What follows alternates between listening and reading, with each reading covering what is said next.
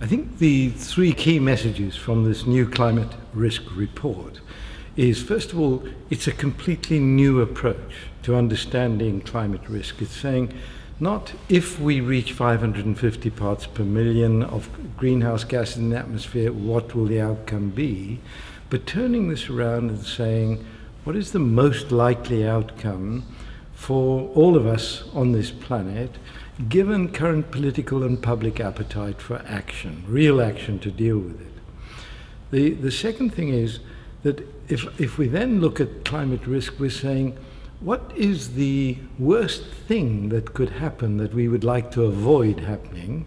And then what is the probability of that happening?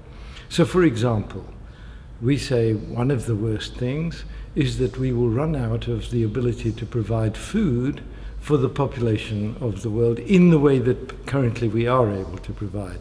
So in other words, what is the probability of something quite cataclysmic happening to key food supplies around the world? And we concluded that if the average temperature arises above 4 degrees centigrade beyond the pre-industrial period, and we're already closing in on 1, then what would the food production go like? Well, we would see just above 4 degrees centigrade very real challenges to the ability to produce rice, wheat, and grain.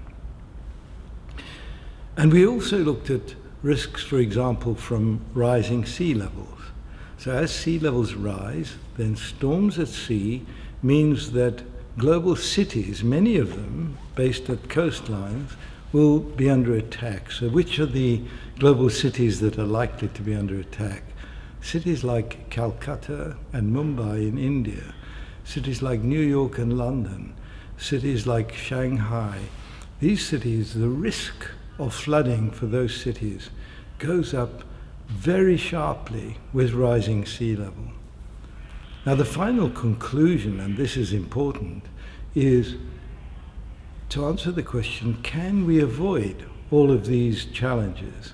And the answer is, we really do need to switch sharply from relying on fossil fuels to provide our energy to relying on non-fossil fuel sources.